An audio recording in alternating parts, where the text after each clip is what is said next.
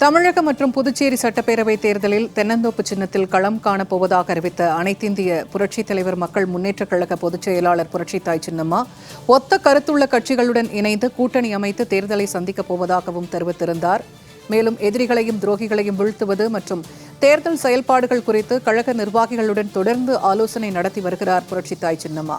இந்நிலையில் திண்டிவனம் தைலாபுரம் தோட்டத்தில் பாட்டாளி மக்கள் கட்சி நிறுவனர் மருத்துவர் ஐயா ராமதாஸ் அவர்களை அனைத்திந்திய புரட்சித் தலைவர் மக்கள் முன்னேற்றக் கழக பொதுச் செயலாளர் புரட்சித்தாய் சின்னம்மா இன்று சந்தித்து பேச இருக்கிறார். தற்போது தைலாபுரம் பகுதிக்கு வருகை புரிந்திருக்கிறார் கழக பொதுச் செயலாளர் புரட்சித்தாய் சின்னம்மா அவர்கள். நேரலையாக பார்த்து வருகிறோம்.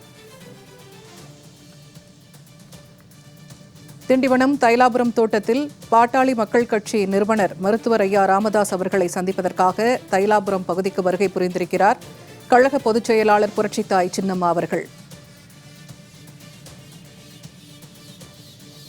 இது தொடர்பான கூடுதல் தகவல்களை களத்திலிருந்து வழங்குகிறார் தலைமை செய்தியாளர் எழிலரசன். தற்போது புரட்சித்தாய் சின்னம்மா அவர்கள் தைலாபுரம் பகுதிக்கு வருகை புரிந்திருக்கிறார். கூடுதல் விவரங்களை பதிவு செய்யுங்க.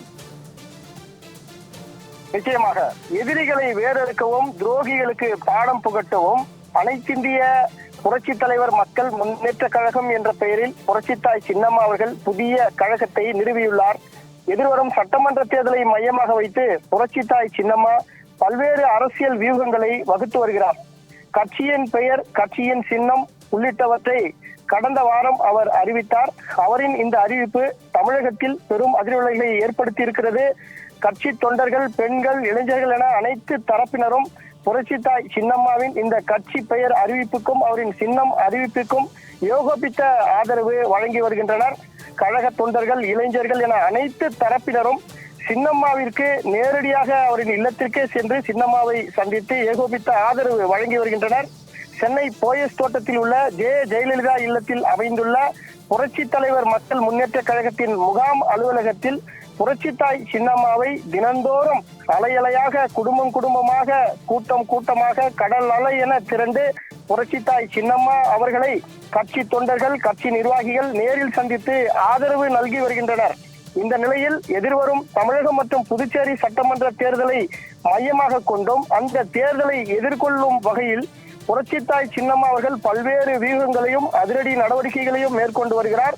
இந்த நிலையில் புரட்சி தலைவர் மக்கள் முன்னேற்ற கழகத்தின் சார்பில் வேட்பாளராக களமிறங்க யாரெல்லாம் விருப்பம் தெரிவிக்கிறார்களோ அந்தந்த தொண்டர்கள் நேரில் வந்து முகாம் அலுவலகத்தில் விருப்ப மனுவை தாக்கல் செய்யலாம் என அறிவித்திருந்தார். அதையொட்டி கழக தொண்டர்கள் ஏராளமானோர் கூட்டமாக வந்து விருப்ப மனுவை வழங்கி வருகிறார்கள்.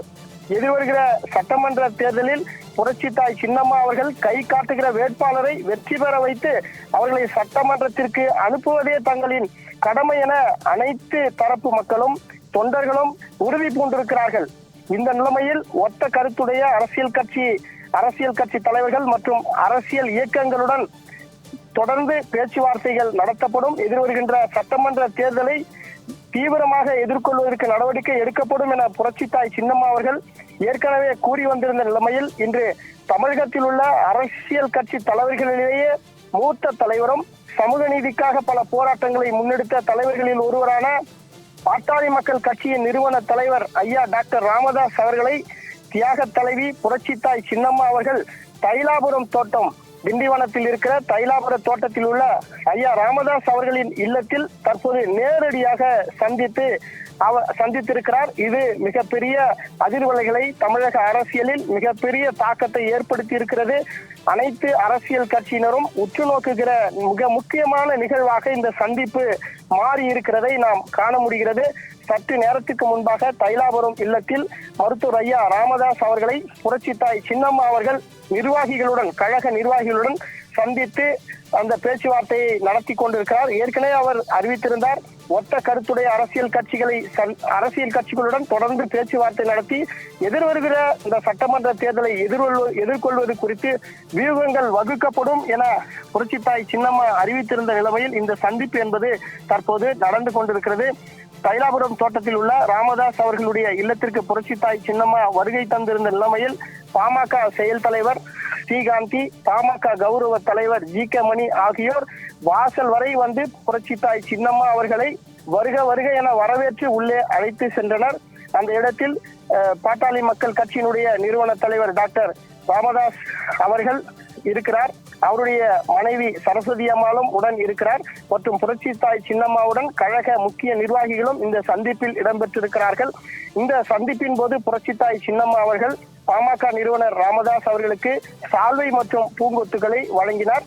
அதே போல பாமகவினுடைய செயல் தலைவராக இருக்கிற ஸ்ரீகாந்தி அவர்களுக்கும் ராமதாஸ் அவர்களுடைய மூத்த மகள் ஸ்ரீகாந்தி அவர்களுக்கும் சால்வை மற்றும் பூங்கொத்துக்களை புரட்சி தாய் சின்னம்மா அவர்கள் வழங்கி கௌரவித்தார். இதைத் தொடர்ந்து புரட்சி தாய் சின்னம்மாவை கௌரவப்படுத்தும் வகையிலும் அவரை மனமோர்ந்து வரவேற்கும் வகையிலும் பாமக நிறுவன தலைவர் டாக்டர் ராமதாஸ் அவர்கள் பூங்கொத்து கொடுத்து சின்னம்மா அவர்களை இல்லத்திற்கு வரவேற்றார். அதே போல பாமகவுடைய செயல் தலைவர் ஸ்ரீகாந்தி அவர்களும் புரட்சி தாய் சின்னம்மாவை பூங்கொத்து கொடுத்து அவரை அன்புடன் வரவேற்று அந்த நிகழ்ச்சியான காட்சியை திரையில் நாம் காண முடிகிறது. தற்போது இந்த சந்திப்பு என்பது நடந்து கொண்டிருக்கிறது.